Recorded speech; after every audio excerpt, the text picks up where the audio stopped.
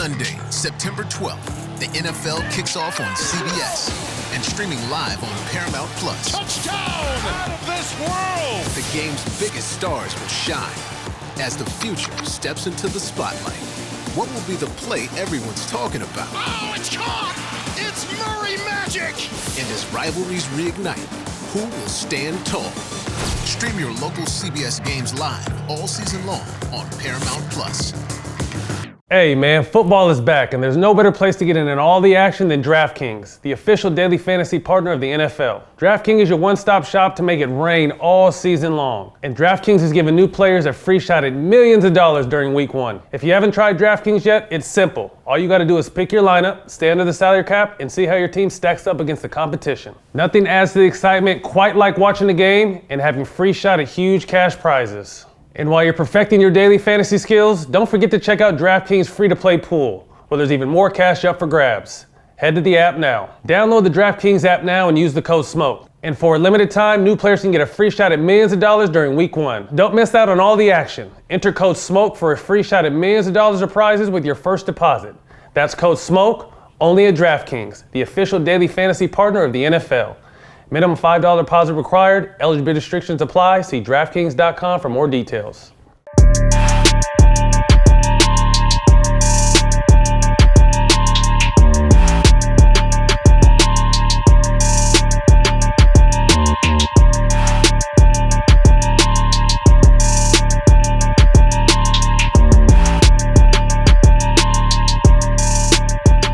So, 7th round pick out of Savannah. Yep. To a Hall of Fame 3-time Super Bowl champ. Talk to me about Elway, McCaffrey, Terrell Davis. Talk to me about those Super Bowl winning Bronco teams. Rod Smith. I remember when I got drafted, going to the Broncos. I remember I was like, man, I was thinking to myself, I said, man, John Elway, my quarterback. First thing my sister said, Shannon, don't go out there bull jiving with no John Elway. You don't know that man like that. What I do? Go bull jive with John. That's just you. Right, that's it. And for some reason, guys, he took a liking to me. That's big. Maybe because, I joked and I kept the locker room. I mean, I'm a 7th round draft pick. They gave me the number 1. So basically, I'm just a camp body. Yeah. That's what I'm supposed to be. And I just remember my brother saying, look, just know what you're supposed to do when you get your opportunity. He said, now, John Elway going to be looking for you. Oh, because he knows Big Bro, Yeah, he was like, John Elway going to be looking for you, just be ready. So I'm trying to cram, and so they got me learning. I'm supposed to learn Z, I'm supposed to learn the slot. I got to learn all these positions, and I'm struggling. And I remember asking a guy, I said, man, what I got on this play right here? He said, run this. I run it. Wrong route. It's the wrong route. Mm-hmm. Dirty. That's the setup. Survival of the fittest. Yes.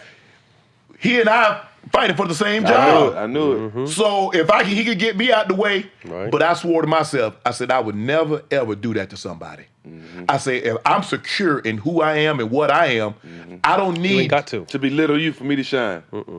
And so I've always went out of my way. But when I got to Denver, I was 7th round draft pick. I was a tight end. And it just so happens every tight end on the roster got hurt. Now, I'm the biggest receiver. So I go in, I'm like 221. So by the time they moved me to the tight end halfway through the season, I'm 205. So I'm playing tight end at 205. Man, they ragdolling me. They throwing me all around in practice. And so I'm thinking to myself, I remember all this, how they throwing me around. So guess what happens after the run blocking drill? Pass catching drills. Oh, now let's see who wants to go. Because nobody wanted to go against Clarence K or Orson Mobley because they were great run blockers. So now I'm looking. I say, all you guys that was counting didn't want to go against CK and Orson. Y'all need to see me at the line. Kill it. Wade Phillips, who's the defensive coordinator. So they started practicing me. So what I would be the tight end from the opposing team. So scout team, I'm scout team. So I'm that tight end. I'm cooking. Frying. That's game day for you. I throw the ball. That's it. Game day for you. I throw the ball up in the woods. I'm putting the football all up. After the fool. I'm spiking the ball. I'm doing everything. Wade Phillips blows the whistle. He say, Dan, put his ass in the game and let's see if they can cover him. Because we can't. Damn. They put me in the game. And as they say, the rest So is how history. far along was that? Where in your career? Rookie year. This was my rookie year. Okay. This was my rookie Who year. said that? Wade Phillips? Wade Phillips. He was the D coordinator. Wade Phillips come on the first team all common sense because I see you got the common sense. And that's what happened. That's kind of how my career started off. And then I just started building this relationship with John. Every tough catch that needed to be made, I would make it in practice. Blanket. Because you can't get that trust in the game if he doesn't trust you in practice. So, and then I started sitting next to him during the meeting. I said, okay, how you want me to run this route? I said, this saying go 12 to 14. He says, and he would tell me, he's like, okay, let's try 12, knowing that come game time, you're gonna be at 10. So don't shorten it in practice, because if you shorten it that much in practice, I'm not gonna be ready to throw. And so that was the hardest thing, is that learning how to control the speed at tight end, because they moved me from wide receiver. So I'm faster than all the tight ends. And so I was wondering, I'm winning in practice, but he's not throwing me the ball. And he says, timing. It doesn't do you any good to win if I'm not ready to throw you the ball. Because now by the time I'm ready to throw you the ball, you covered again. Yeah. So now you have to understand. So he's talking to me, he's talking through it, what he's seeing, what he wants me to do, how he wants me to run certain routes. And so I don't know if I can go to any other quarter, because he was very patient with me. So they put me in the game. They moved me to tight end. So they put me in the game. I don't know nothing. So I'm struggling trying to learn wide receiver plays. So they put me in the game. They put me in motion the entire game in Denver. As I run by Elway, he would turn around and tell me what I got. So I go by in motion. He tell me, run an out route. Go back to the huddle. So he called the play. I put me in motion again. Run a corner. Block the end. So he did that for an entire game.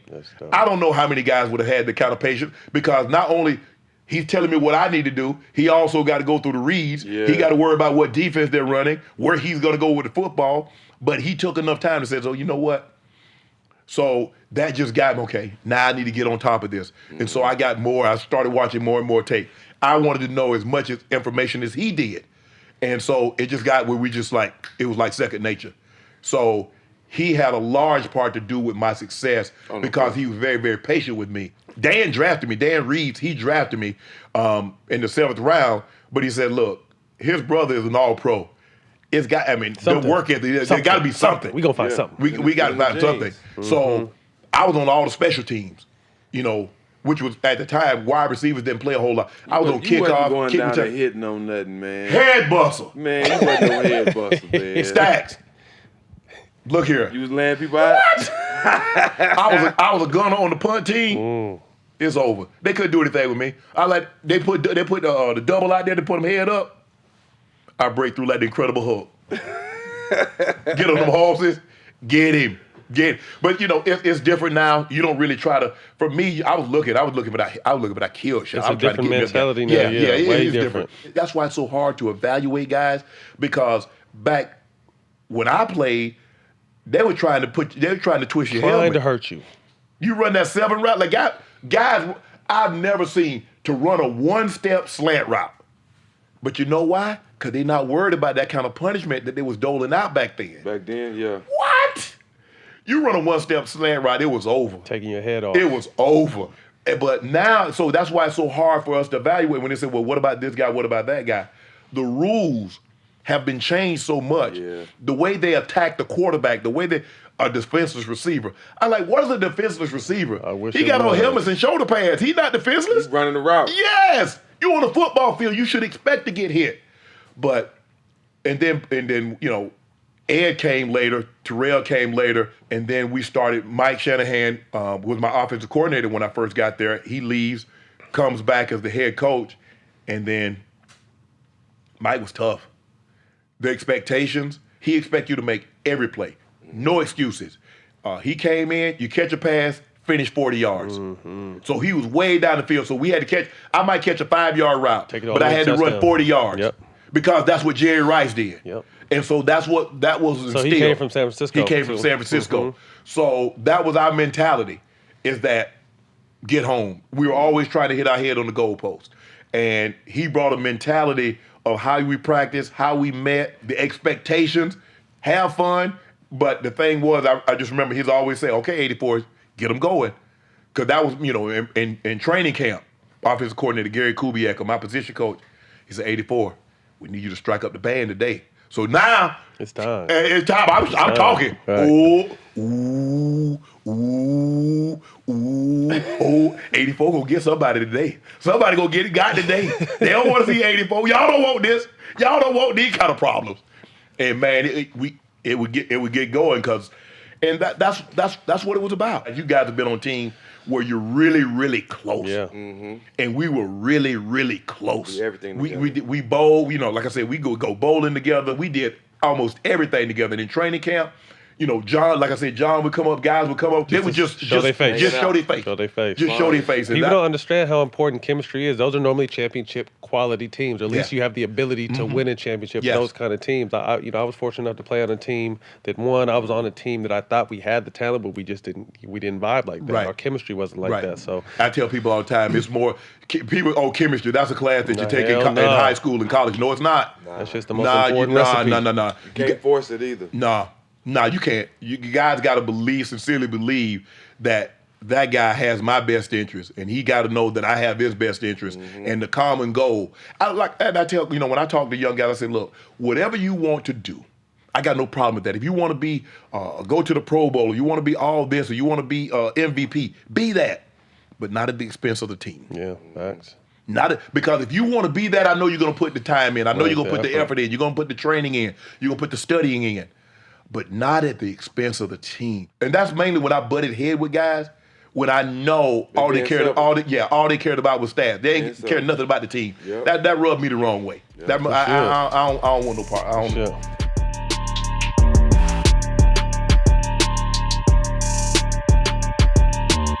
Talk to us a little bit about your impact on the game that I think still exists today, because you were the flyest. Outside of your game, you were fly before fly was fly in sports. With the jewelry and the glasses. You had the motherfucking Jerry curl drip like my pops had. It looked wet, but it was dry. That thing looked wet, but it was dry. That shit wasn't Hold on. How did pull off the wet look, but the dry, but it was dry? Nexus, a product called Nexus. I'm gonna tell y'all something that I never told nobody. And this is first, because I got love for y'all. You remember the headband that I used to wear around the neck? It wasn't intended to be worn around the neck. It was to stop the... It was... No. I used to wear it on the head like y'all do in the NBA because the curl juice will get in my eye. I'm not lying. And then when I put the helmet on, it messed around and slipped down to the neck. And it just became fashionable. So I looked and said, you know what? Let me just roll with this. That's how that happened, dog. I'm not lying. That's a true story. That's how the headband was worn around the neck. I never told nobody else that in my life. Y'all the first ones to get that truth. So my dad had a dripper. My dad used to have the towel around his neck so the shit didn't get on his clothes. So shit, that's what I thought yours looked like. Yeah, he had a real drip. No, dog. I was offended when Coming to America came out and they were sitting their heads on the couch, man, in that spot. I was offended by that, man. I was offended by that movie. I really was. Anybody who had a curl back then, it was talking offended. Shit about you, huh? I'm a Florida boy, man, and you know we high on swag, we high on talking junk, you know. But the lie of it all, man, and y'all ain't gonna believe this when I tell you, but it's the 100% truth. I never talked junk on the field, man. I never spoke to my opponents. I never talked to anybody I ever played. Never, dog. I spit game to the media. That's what's up. But I had the mantra of I talk junk all it, and I never did. So where did it become? Hold on, hey man, hold on. Is that story true about you hopping out the limo and running the 4-2? It's always a little truth to every lie. It's a little truth. It's a little truth to every lie.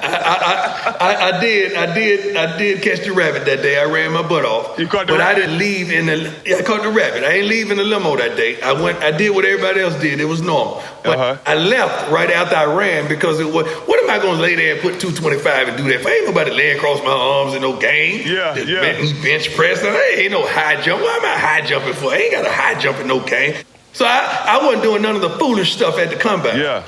I just went there to run my 40 because I was the number one cat coming out at my position. So why would I risk that and chance that? I ain't had nothing to prove in no comeback. You had all your jewels on? I just went there to put in work. No, actually, I wore a suit because I went for business. I went in there. I went in there suited and booted. So I went for business, and I can remember when I was in the big room with all the players, somebody from the league came over to me. He said, "Excuse me, sir.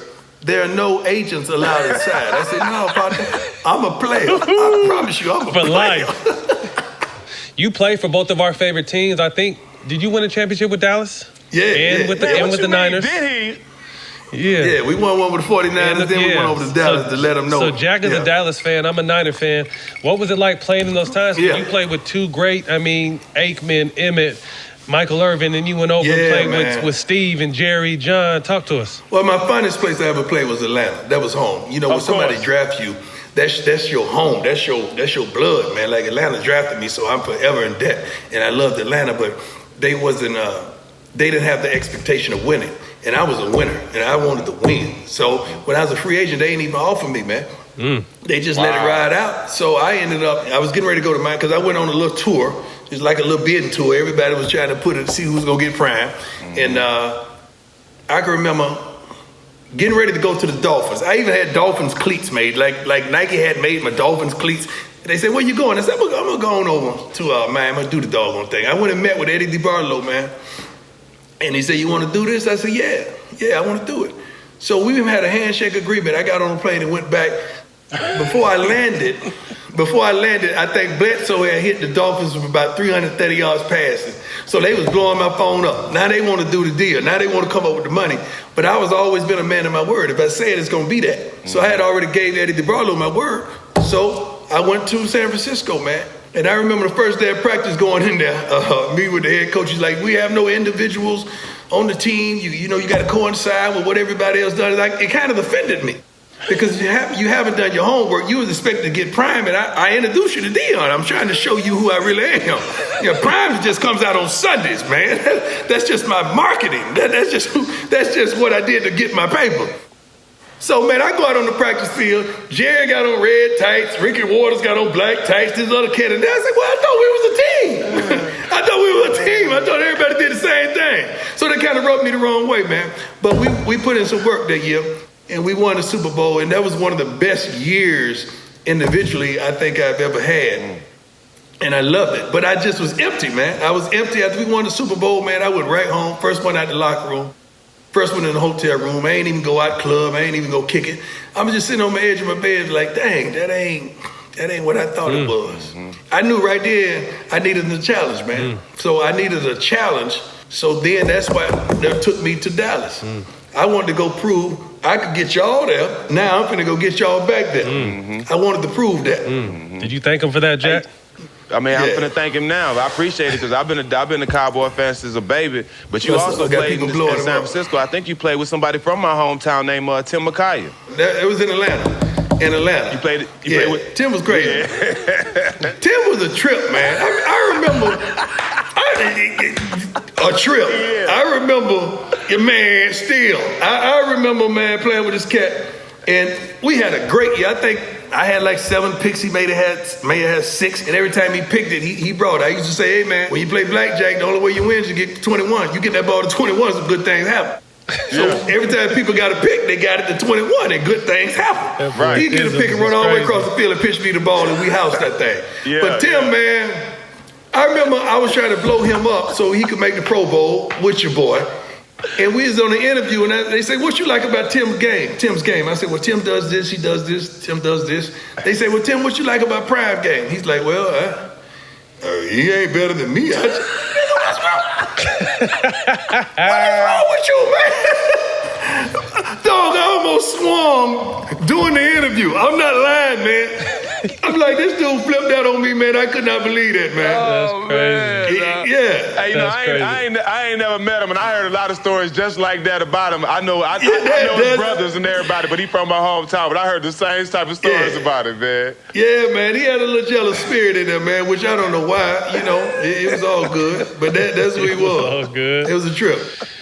Who was your favorite matchup? Who was the one guy you look forward Jerry, to? Mike, man, you know, Jerry Rice, Michael Irvin, all of them, man, because I was coming to see them. You know, it wasn't back then. We went to see the main dog, the dog on dog, the dogs on dog, like it used to be back in the day in the NBA. Dog guard the dog. Yeah. Yeah. I don't like it now. Like LeBron, I want to see you with Kawhi. You know, I like to see. I want to see dog on dog. That's what you selling me on TV. I want to see that. And it was me and Jerry got down. Me and Mike got down. Now they selling me dreams that I don't get to see. Yeah, they are. Don't sell me the dream. I want you to get, man. Mike put in work with everybody. Okay, you was seeing the Bulls. You was gonna see Mike. Mm-hmm. You was gonna see Kobe. You know, you was gonna see the dogs. Mm-hmm. Dog on dog. Yeah, it's a little different game now.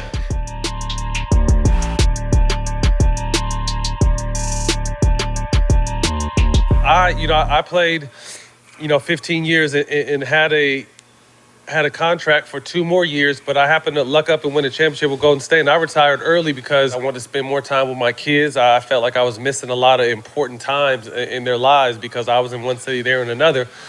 So talk to me about what retirement's like, because to me, that's the best part, is being able to get up every day and be with your kids. See, I come from that broken background, so I've always wanted to have a structure, household, you know what I mean, as far as a wife, kids, growing up, being in your kids' life, you know what I mean, because I ain't have that.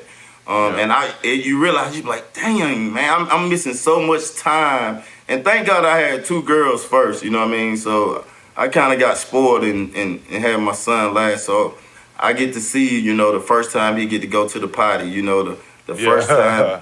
He waking up screaming Adam Jones, so we ride 4-wheelers together every day. So it's a venture just to be and watch and see the growth and see, like, dang, man, I wonder was I that bad at 2 years old. You know what I mean? Yeah. Like the other day he set up a ball in the living room, the little T-ball thing, and it was it wasn't a T-ball, but it was a dodgeball. Smacked it, boom! Bust one of the little glass, but at 2 years old, you wouldn't even think that, you know what I mean? But like, it's amazing, man, and that's probably the best feeling in the world, besides running out of the tunnel, you know what I mean? And eager to see, like, damn, I want to see how good he can be, you know what I mean? That's moments you can't get back, bro. You know what I'm saying? That's priceless moments. That's what you're doing it for, man. Like you said, we come from broken homes. Me and you both come from broken homes. I didn't have my father, and obviously, you know what I'm saying, I don't have all my kids in the house, but just being there, you know what I'm saying, having those experiences with them, you know what I'm saying, knowing that you didn't have them with your father, you know what I'm saying, that means a lot to me. So I understand totally where you're coming from. But besides your kids, I don't know if any kids play sports, but you do camps, you do all kind of stuff involving kids. Talk about that. Oh, yeah, so I do most of the Under Armour camps because I was signed with Under Armour, and Deion is my father, like a father figure to me, or a role model. We just had him on. Whatever you want to say. Like, I breathe, bleed, and sleep, whatever that man says right there. But he's a great person to me. He's always been there for me, you know what I mean? He was most of the success that I've had in my later career comes from what he's done for me, and the jobs I've got, the phone calls and relationship, because it was a time, like nobody wanted to take a chance on me. They turned their back on you. Deion, I went with D. I stayed with D for like 2 months. He called Mike Zimmer. I came here and worked out with the Bengals. Well, actually, he called him the first time and called me. He's like, yo, they want you to come right now if you want to work out. I was like, man, bro, I've been out for a whole year. I ain't in no shape to work out. And he was like, yo, you gonna tell him you ain't gonna work out? So I was like, yeah, I'll go. So I came up to Cincinnati, bro. It was 22 degrees, bro. It just had 7 inches of snow. They shoved half of the field off. And it's like, come on, let's go. It was me. I'll never forget it. It was me, the Jones kid, the wide receiver who came from the Jaguars. Man, it was so cold. I didn't even finish the workout. So I left. So I'm going to say Zim and Marlboro in there. He say, look, you got 3 weeks, man. We're going to bring you back in 3 weeks. You better be ready in 3 weeks. So I went and worked out for 3 weeks. And that started my story here back in 2009. But if I wouldn't have had the relationship with Deion, if I wasn't taking the time to set up different things and treat people right, you never know who you're going to need, you know what I mean? Right. And that's what I try to teach my kids. Like, you never know. Like, it can be, you would never know who know.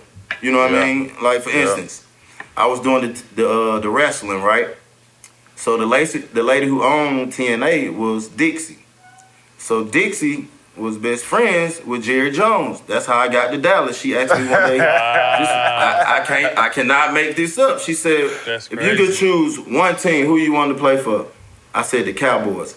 Swear to God, strike me down right now. That's crazy. The next day, I had Jerry on the phone. He was like, so you really want to come in? I was like, yeah. Man, I was in Dallas like 2 months before anybody knew that I was even going to Dallas. You get what I'm saying?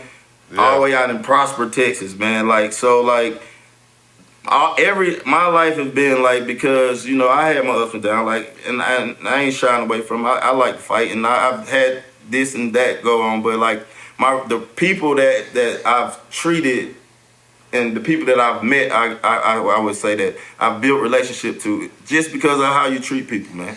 Yeah. You know, at that time, I had been suspended a whole year. You know what I mean? And like, really, I was thinking like, do I really want to do this again? You know what I mean? Right. Is it worth going through all that shit again? So getting judged and all that shit. Yeah. We similar, you know, with the broad shit with me. You know, I know I missed at least 3 solid All-Star games just because I ran into the stands and punched the fan. They stopped looking at my play just like they did you. They stopped looking at everything you've done. They stopped looking at your play. My rookie year, I was rookie of the year. I didn't make defense rookie year, but I was special team rookie of the year. My second year, I was second team All-Pro. I was just about to sign a $60 million extension, and then that's when I got in trouble in Vegas.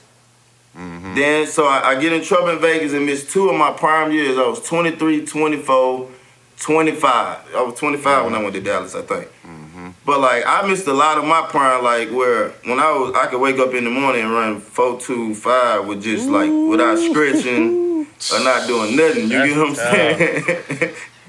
That's why I call him Baby Deion. Baby Deion. Like I said, I've been knowing him for a while. You know what I'm saying? We know a lot of the same people, a lot of homeboys around the A. But I've been knowing him. I've been calling him that Baby Deion. But like I said, we are very similar. You know what I'm saying? We went through a lot of stuff, but that's not who we are. You know what I'm saying? And it's good. That's one reason why I wanted to have you on the show, just like I told you. You know what I'm saying? I know the other side. Jack, we came back and balled in our later careers, though. Exactly. Yeah. We were making All-Pro and Pro Bowls at 32 years old, man. Yeah, man. Yeah, dog. Yes, sir. Yeah. Don't stop.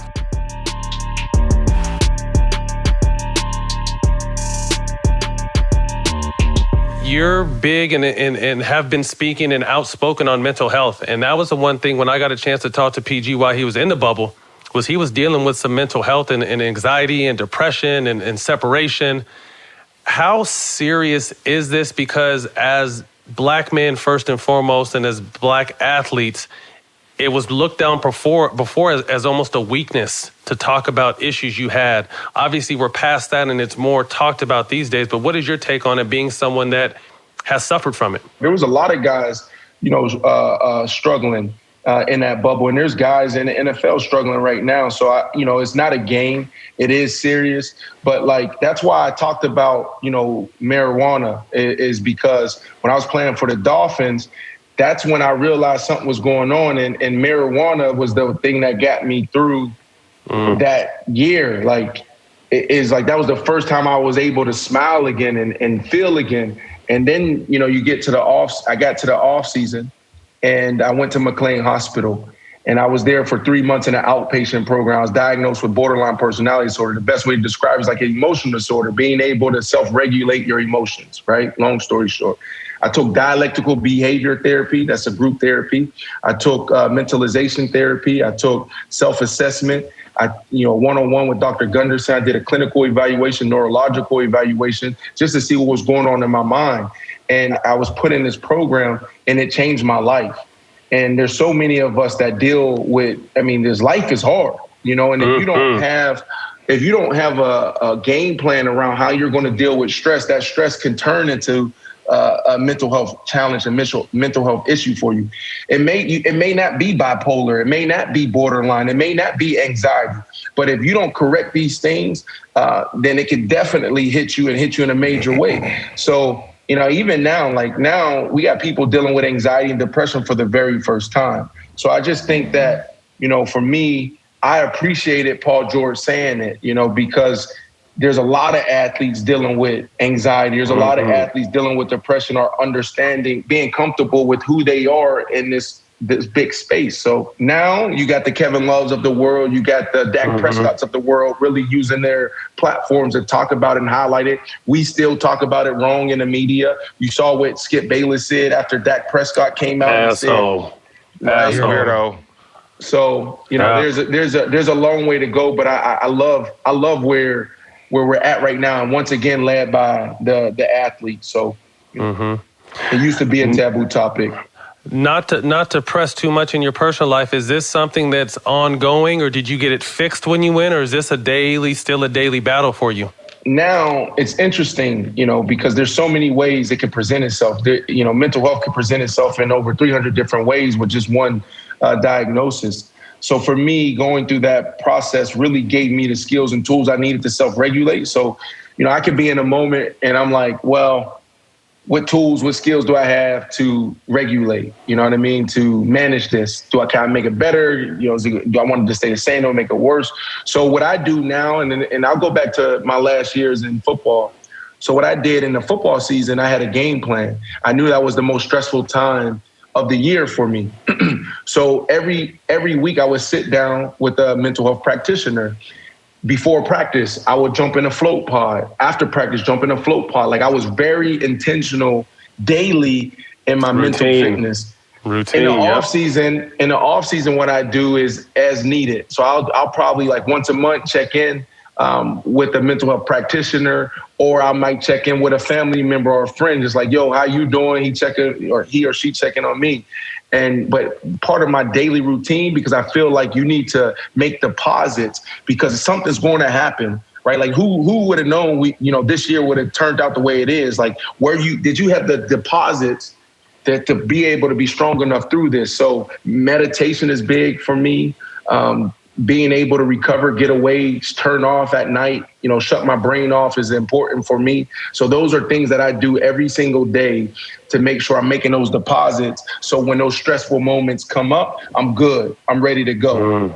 I think the key you said, if anyone takes away the tools you need to handle each situation, because we're not equipped with them. We weren't raised with them. It wasn't something that was talked about. Showing emotion in our culture was a sign of weakness, no matter who you were, from a child to stop fucking crying to an adult. You know what I mean? So now that we're in a space that we can comfortably talk about it, it's the tools, like you said, that you learned from doing your counseling that were allowed you to get through the process, and not enough of us have that tool. I was fortunate. I came from functioning drug addicts. My parents were functioning drug addicts, very abusive household. So I found marijuana at 14 and smoked it from 14 to this day. And that was really, at the time, I didn't know what it was. I just knew it was an escape for me. And as I got older, I realized, okay, damn, I can focus, I can sleep better. A lot of different things are coming from this. So that's why I was so glad when the medical research finally caught up, because I could have said everything it made me do until I was blue in the face. But until there was medical backup, medical research saying, okay, well, it does A, B, and C, just like these guys are saying it was doing, it wasn't doing any good. But I think if I didn't have cannabis, no bullshit, who knows what kind of deep end I would have went off of, because, my life off the court was very well documented. I was in a lot of shit off the court, but, to be able to be on TMZ and all these blogs and then have to play on ESPN that night, that focus is essential, no matter what the fuck is going on in your life for that 2 hours, 2.5 hours, whether it's on the football field or the basketball field, there's no excuses. And my outlet has always been cannabis. So I'm very thankful now that, like I said, the medical research is catching up, because I know a lot of these athletes, like you said, whether you use it or not, we need some sort of tools to deal with this shit, because people think we're invincible because we have money, but that's the furthest thing from the truth. Yeah, so is that why you're so passionate in investing in this space? Yeah, because I believe in it. You know what I mean? I'll be the first one to tell you I enjoy getting high. I like the way it feels, but I'm more on the educational side. Like, I'm not a Snoop. I'm not a rapper. It's okay to kind of glorify it in that aspect, but I'm coming from an aspect of a former player, a father, and someone who coaches my kids right now. So I'm coming more on the medical side and understanding, trying to remove the word high and explain the medical benefits of it in the way it makes me feel. And I think that's where we're finally starting to make headway, because whether they like it or not, whether they keep fining us a lot of professional athletes use it, and we shouldn't be penalized for it.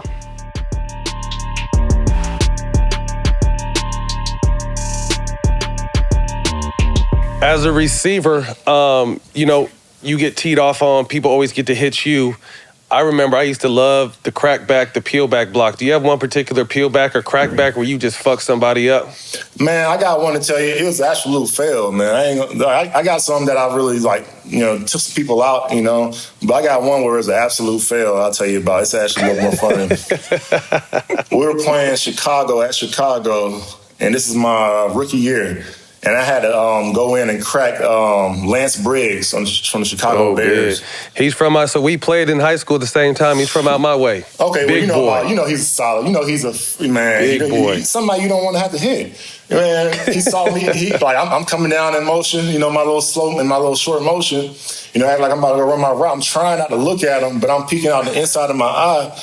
I was trying to die. Damn, I hope he don't see me. And, bro, right before the ball snap, he looked me up, and he looked right at me.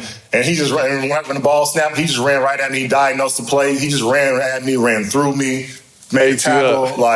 I get cussed out on Monday. So yeah, that's funny. That's like I just seen one an old highlight of Ocho Cinco try to crack back on Ray Lewis, and he blindsided Ray Lewis, but still he was the one that still got fucked up. Yeah, buddy. Ray Lewis, that's another one. Every time he tried to tackle me, I hit the dirt. Man. He too big out there. He was big. You come into the NFL nearly 239, running a 4.38 at 6'4". What the hell is that? I mean, I just love hearing it because, like I said, football is my first sport. I love football to death. I led the nation in touchdowns. I'm 6'7", and I ran a 4.39 my senior year. So, you were someone when I saw coming to the league, I always used to think, man, if I would have stuck to it, fast. Thanks. What would have happened? I used to really watch you, damn, I would see the hit you take, damn, I'm 3 inches tall. They would have really fucked me up on that one, or just the way you were able to physically dominate dudes because we had a similar body style. So it was just so dope watching you do what you did. And I wish, like I said in the opening, that you had a chance to win more. You know what I mean? And get in and play in playoff games and get a chance to really play for a ring. And the fact that you didn't, how tough did that weigh on you, getting later in your career? I think the main reason I decided to stay in Detroit was because I legitimately felt we had a chance to win that ring. I mean, we had an offense that was putting up 4,000 to 5,000 yards a year on offense, and we had a defensive line. We had a decent secondary too, but we had a defensive line that featured Ndamukong Suh, Nick Fairley, Willie Young, C.J. Mosley, a mean defensive line, O-lines, quarterbacks are scared to come play you. That's what you need to win the Super Bowl. You need that good D-line. You need a defense that can hold up. And you got an offense that can score at will. We had the makings, and then when everything got blown up there towards the end, we're in rebuilding mode. It's a wrap for me. Yeah, that's tough. Early on, you did something that, I like to see, and because I'm always pro player, and get you held out as a rookie to sign a better deal. How did that end up unfolding? Oh, man, I vaguely even remember that. Man, I do. What I do remember is that, I just took the advice of my agent, Bus Cook, at the time, and he was just telling me, this isn't the deal that we need to sign, and I don't have the experience at the time, that's why we brought him on board, it was really just me not accepting anything less than what I was worth, and that's one thing I'll tell any player right now, man. If you got a team by the balls, keep them there, take advantage of that get your money. Because once they got it the other way around, you best believe they're gonna exercise on you.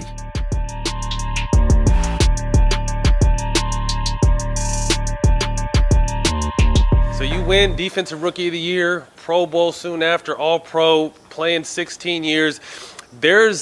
I guess it's more in the NBA now, is this management and we kind of, we rest and all this stuff. But for you to consistently play 16 games every season in such a physical sport, I mean, we just got to commend you for that, man, because that shit is tough to do.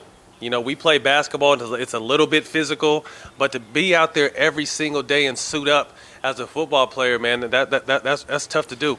It's funny you say that because I sit back, I watch games now, or if I'm at a game and I'm on the sideline and guys are out there giving it everything they got, and all of a sudden there's a tackle that's near you, and I can hear the contact, I see the physicalness of the game, and I sit there and I think to myself, man, how in the hell did you do this for so long? You know, getting up every week, man, you know, practice and, you know, playing on Sundays, and sometimes, you get up on Sunday morning, you still feeling last Sunday, you know, and the one thing that gets you through, you know, going back to the fans and walking out into the stadium, like once you get out there into that stadium, man, sometimes that energy from the crowd hits you, man, and that's what you need. You know, otherwise, man, you be trying to stay back in the hotel room and sleep it off.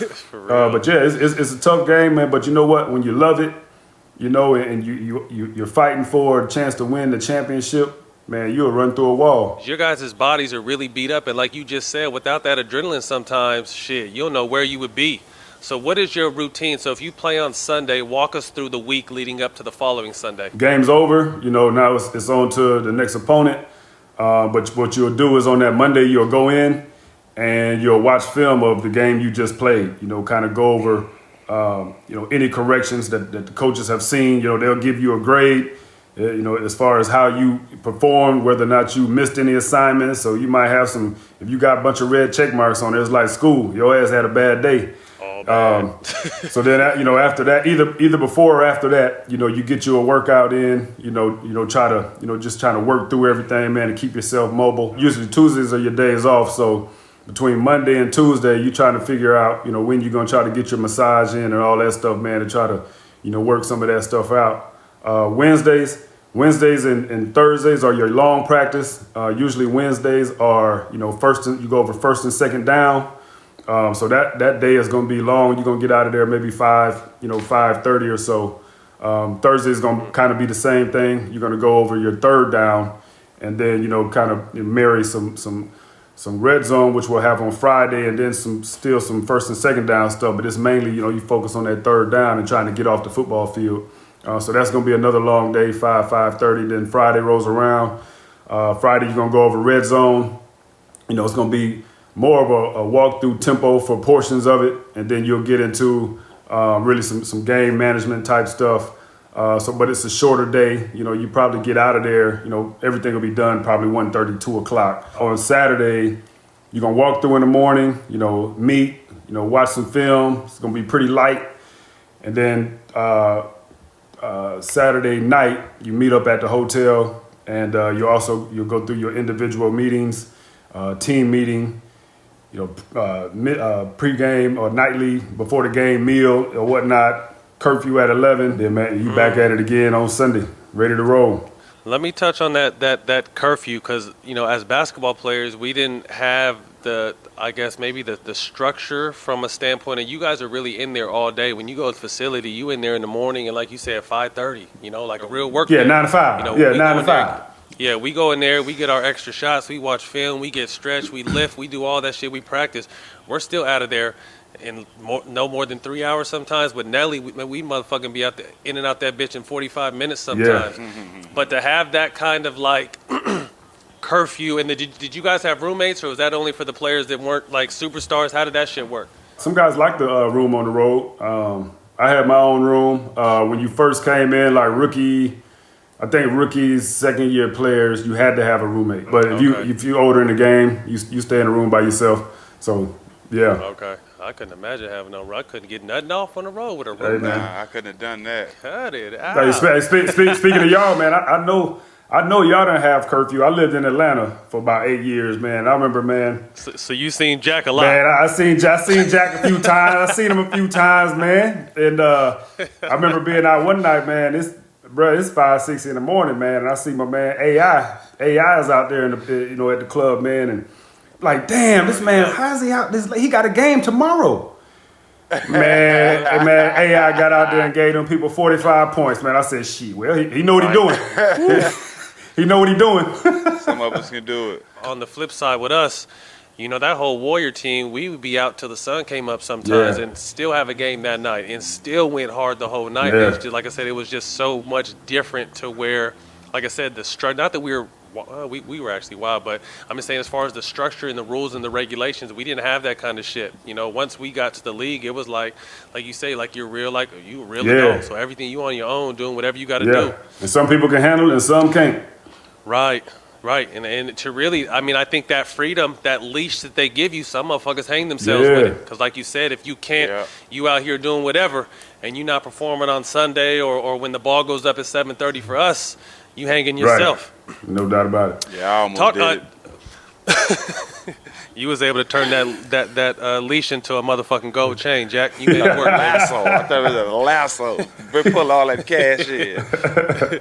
So, what was it like you as a player evolving into one of the best defensive players of the game, your team evolving into a contender, all while under John Gruden? Yeah, man, it's really, to me, it's about experience. You know, the more you play, I think the better you get, the more understanding of the game, the more time you're in certain situations, the better you get, the more times you see things, the better you get. So I just, as a player, being able to come in as a rookie and start and play 16 games, I feel like for any player, man, from your first year to your second year, it should be your biggest jump if you're able to play, 16 games. So I was thrown into the fire, in the NFL, man, which was great for me because I wanted to be out there anyway. But we built the team, man.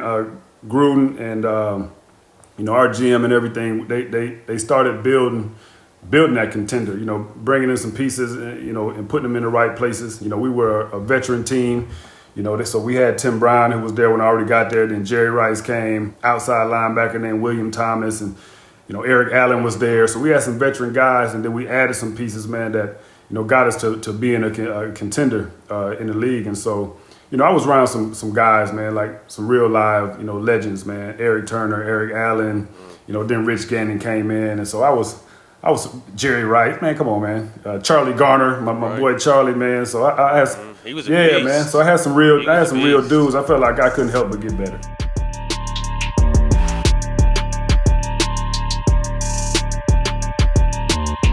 What was it like to be a 3-sport varsity athlete? You talking to me or him? Definitely him. Oh, okay. Because I was too. Were you? What three? Football, basketball. Football, baseball, basketball. And I ran why track don't you play too. baseball? Hold up. Bro? This is my first time hearing the baseball shit. I know. Why don't you play baseball? You better ask a couple people in here that know. I knew you was, center field, football first and base. basketball. Yeah, Really? Yeah. Okay. What happened to baseball? Just travel basketball picked up, so I stopped playing So now I know why I call you Pedro. Now I know why I call you Pedro. You was calling baseball too. My bad. Now I know. Now it's not racial. Understood. Understood. It's not racial, America. It's not. Don't find him. Nah, bruh. It was cool. Like, in all honesty, sports are what keep me going. Sports are that's what energizes me. I was good enough at basketball. I wasn't great. I was really good at track and discus. It's a technical thing. I was really good at track.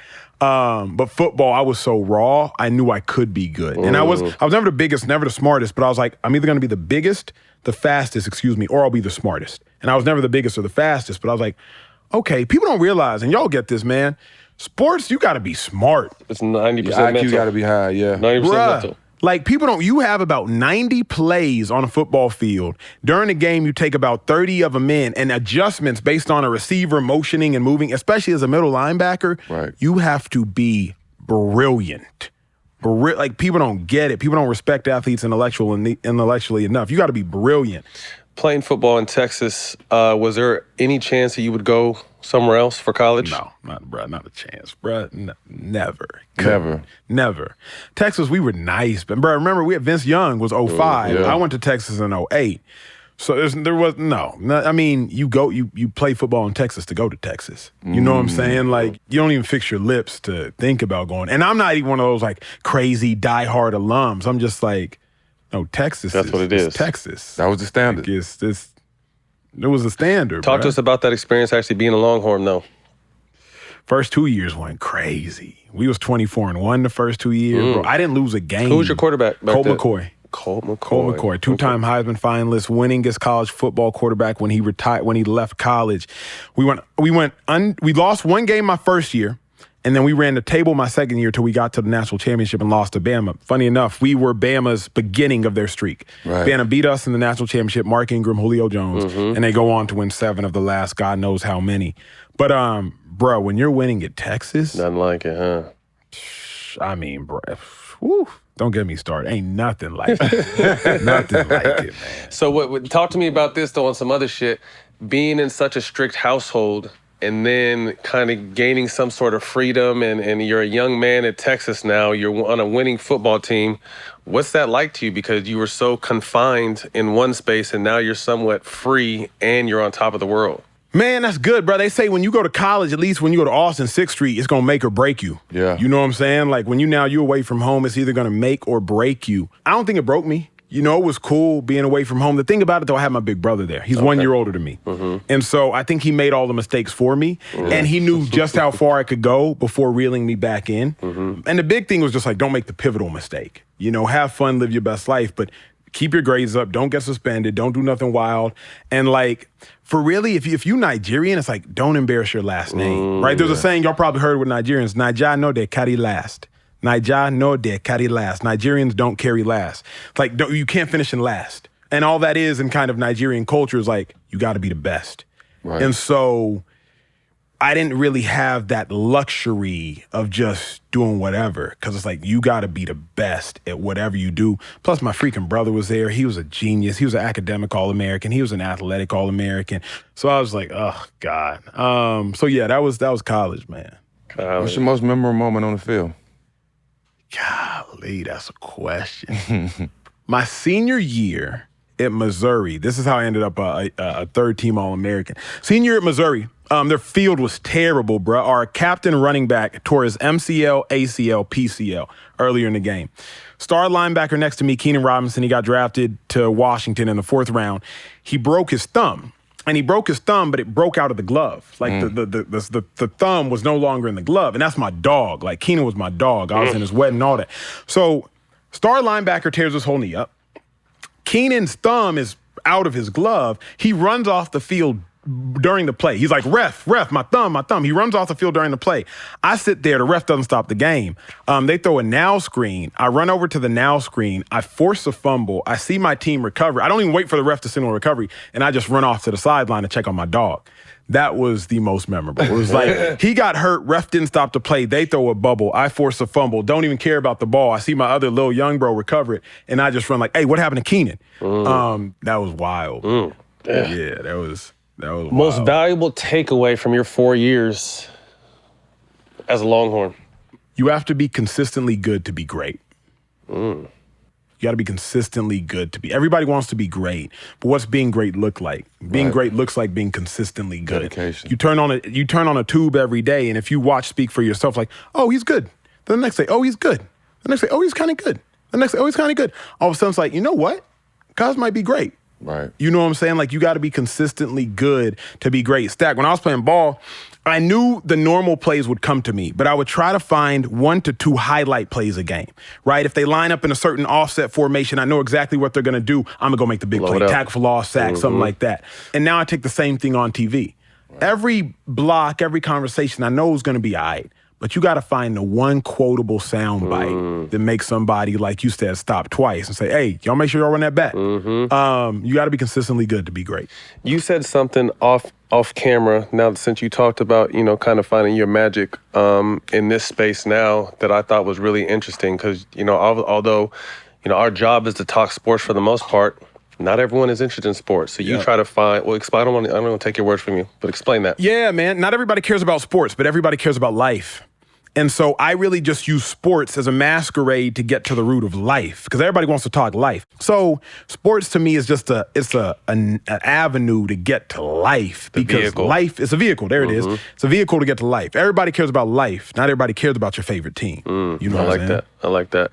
So drafted 6th round in 2012, and I caught what you said earlier in the interview. It was calculated. You had kind of taken your calculations and understand who you were as a football player. You have that 4-year run, 4-year run, and was ready for what was next. But in that 4-year run, what stood out to you the most? Bro, when I got traded, Because when you get traded, you just think that's a video game. You know what I'm saying? Like, oh, you trade people on video game, not a big deal. I'm in Cleveland. My first year, they drafted me. And I get the athletic trainer comes in, and he gives me like the handshake pat on the back. I'm like, what the hell? Like, it's been nice knowing you. Y'all know that one, the good old. I head to the general manager, head coach's office, and they're like, hey, Acho, just want to notify you, you've been traded to the Philadelphia Eagles.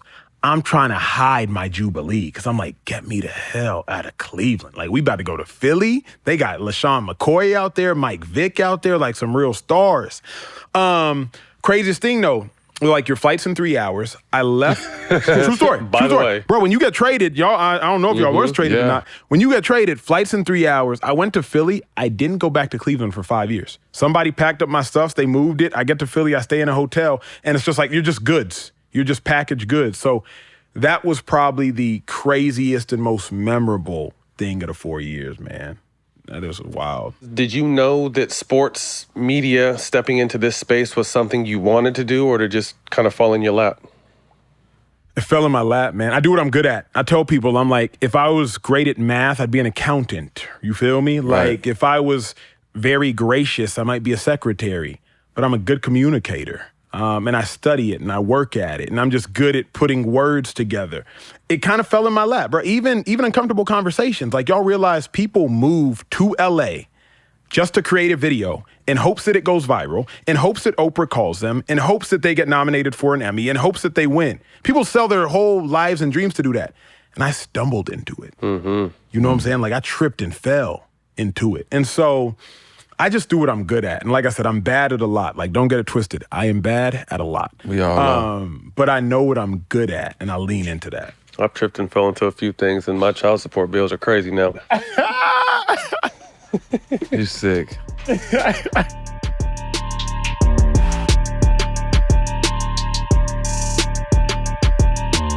So, a Westlake boy, Westlake, Ohio, 3-sport star in high school, football, baseball, basketball. I played everything as well going through high school. When did you decide to, or did you play everything up until your senior year when you had to start trying to pick what you were going to do next? Oh, yeah. So first off, I got a funny story about Westlake, Ohio. I'm from Cleveland Heights, Ohio. I took going into the NFL so serious that I thought when I was filling out the form for the NFL.com stuff, I thought that I had to put where I was, like the hospital I was born in. So I put Westlake Hospital on there. I thought they wanted the government information.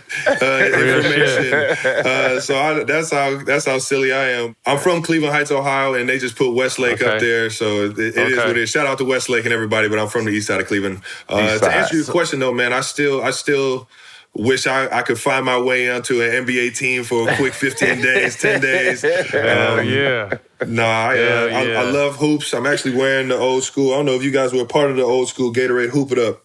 The back in the day, that was life right there. But for me, growing up, I played every single sport you could think of, man. I was going from hockey practice to basketball practice when I was in like 4th, 5th grade. I was playing baseball just about year round, hockey year round, soccer year round. And when it got to high school, that's when I really had to, narrow it down. And I wasn't sure exactly what I was going to do. I knew my school was more tailored to a basketball school, as we had won state in '97 and had a good track record of guys going to college for free, playing hoops. And that was something I knew. My grades weren't the best. My effort in the classroom wasn't the best, so I knew I had to, excel somewhere else if I wanted to go to college for free. So it was definitely basketball and football were the main two in high school, and I had more offers. And it just felt more comfortable for me to stick with football. Even though I did go to Cincinnati to play both football and basketball, I never saw the court. I practiced a few times and got into a few summer games. But outside of that, man, you only saw me cheering for the Hoop Squad. But I think it was an easy transition because I initially went to college to play quarterback. So I went to the University of Cincinnati to play QB, and my first year I redshirted. Second year, our coach Brian Kelly, who's at Notre Dame now, had a package for me to be the Wildcat. And man, when I tell you, he came up with this the week before our first game, all training camp, 2-a-days, nothing. I'm just trying to work on my three-step game, right? Like I'm a rookie, like I'm a fresh meat in the pocket. And sure enough, he puts this package together and wants me to straight run the ball. The game came around, we went up, I think, like 2 scores, and the third time into the red zone, he threw me in there. And I'm in my mind, I'm like, he's not even going to call this. And he throws me in there, and I remember being so scared. My brother is actually playing left guard at this point, which is ironic because he's lead blocking for me. So I'm catching the snap. I'm catching the snap, reading the defenders, and I'm like, in my mind, I'm handing this thing off. The first time, I'm just letting him ride. I'm like, hey, I'm in this thing. I'm a freshman in this college football game like I always dreamed of, and man, it just didn't feel like I was ready for the moment. And then once I got my feet wet for one play, man, I was ready. I was like, oh, all right, I can do this. I see how everything kind of just slowed down a little bit, and that's when I really felt that I could take the game and turn it into something, that I could do for the rest of my life. Once it all slowed down and I could get into the zone, I had the confidence to be able to just play instinctually. And I made the transition into the tight end room naturally. So because I was doing the Wildcat stuff, the coach wanted me to kind of be on the field so that we can. When you sub players in and out in football, the official actually waits. The offense can't snap the ball until you give the defense time to switch their personnel. So if you keep a certain personnel on the field, they have to keep their personnel on the field. So it's one of those things where he wanted me on the field so they could stay in a certain personnel so that I could run the ball as well. But doing that meant that I had to play a little bit of tight end. The success I found with tight end, man, it took off in college, and I just been so grateful that I got the opportunity at such a young age. I didn't wait till later in my college career to make the transition. I really found a love for the game when I moved to tight end.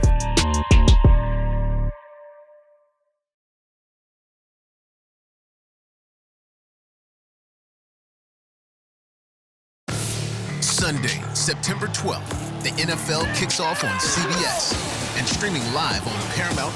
Touchdown! Out of this world! The game's biggest stars will shine as the future steps into the spotlight. What will be the play everyone's talking about? Oh, it's caught! It's Murray magic! And as rivalries reignite, who will stand tall? Stream your local CBS games live all season long on Paramount+.